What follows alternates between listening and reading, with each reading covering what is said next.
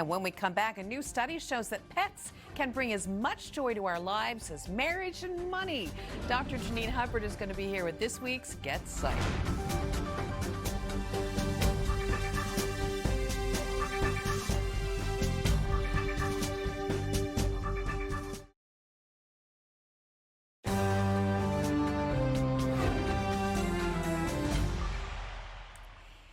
Welcome back to NTV News First Edition. A new study reveals that owning a pet can significantly boost your happiness with benefits comparable to being married or earning an extra $120,000 a year. That's right. Researchers found that pet owners experience greater life satisfaction, reduced stress, and increased social engagement, reinforcing the mental and emotional health advantages of companionship with animals.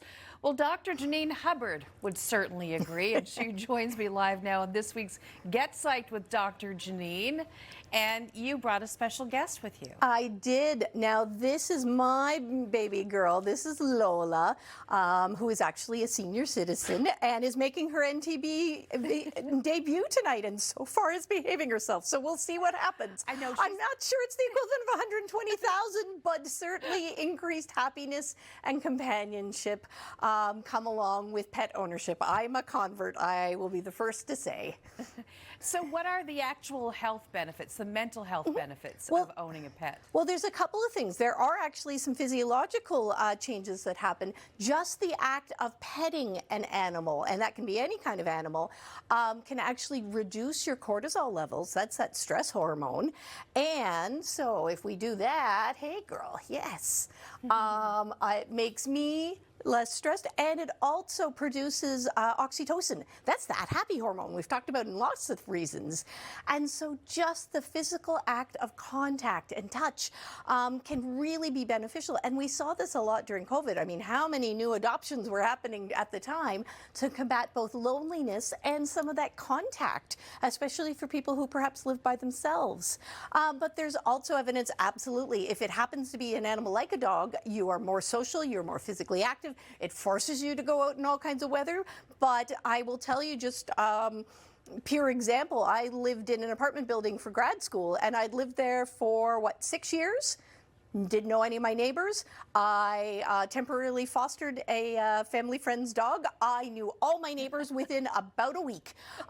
It was amazing how that can foster that connection. So there is solid research that shows that whether, again, we also know equine therapy. We know access to animals. Listen, there is goat yoga. I apparently just signed up today to go and do pottery painting and goats. We did cow cuddling as a staff activity last year.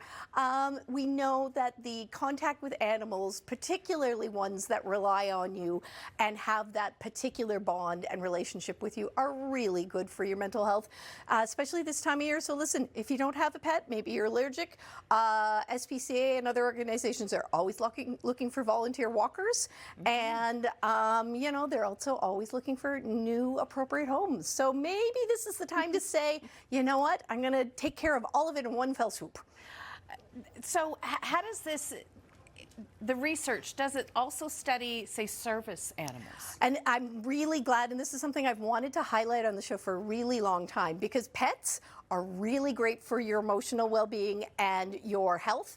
Service animals are, again, being used for not just assistance with physical disabilities. There's a lot of work with veterans who experience PTSD that have trained, carefully selected animals to act as their psychiatric service dogs to help ground them, perhaps if they are, you know, having some active symptoms, to check things out, to make things very safe. So we know that that role has really increased, but it's important to know that there are really strict rules, regulations, documentation that's needed.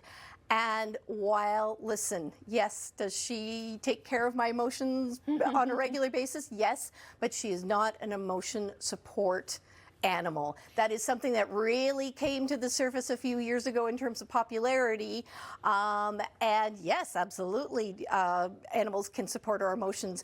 But there were a lot of legislative changes in Canada that sort of said, no, it is not an official designation because there's no requirements for training.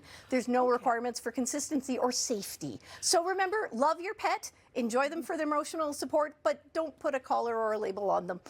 Well, that's what I was going to ask you. So a service animal is not the same No. as an emotional support animal. No, and again, there are legal rights and privileges that go with having a service animal in terms of ability to access public transportation, airplanes, in terms of housing. Like, there are lots of very specific legal requirements. Now, that being said, on a one-on-one individual basis, could a psychologist like myself write a letter to someone who perhaps their landlord is reluctant to have their pet, in a rental unit for a client?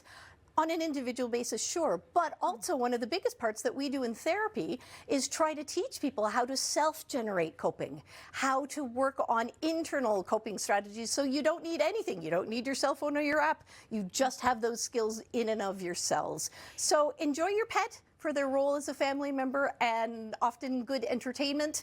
And remember to respect and give distance to anyone who's out there as an active service dog. Always ask permission before approaching. Do not necessarily ask, well, what are they for, if it's not obvious, but please do respect that they are working animals and they are a valuable part of our society, and I'm grateful to them. Yes, indeed. I mean, even cats can be pretty great support. And I was going to ask you at that, we are out of time, but something that you brought up earlier, and I've seen that, people use all sorts of animals for support animals, right? I first learned about this when there was someone trying to bring a peacock on board an airplane and claim it was their emotional support peacock. Which I think is one of the things that got it all started. Right. So again, not that it can't provide support, but we really want to make sure there are very clear distinctions. And like I say, enjoy the benefits. I mean, listen, Lola is being incredibly well behaved today. And you know what? There's a question, would she make a good therapy dog? That's a different category altogether. Right. That's does she enjoy having people come up and pet her and tell her she's pretty? And, that's a different category. And those dogs, the ones that go through like the St. John's ambulance, again, there is screening, there is vetting, there is appropriateness. Some dogs are appropriate for a senior center and not for a visit to the Janeway, for example. So all of these pets can offer all kinds of amazing skills and assistance and companionship and make our lives better, just knowing what the different roles are and appreciating them for what they are. Listen, she's a great girl. She's not smart enough to be in many of those other things, and I love her for it. Dr. Janine Hubbard, thank you so much for coming in. Thank you for bringing Lola with you. It's been a lot of fun having you both here. Thanks. Happy Easter, happy Passover, everyone.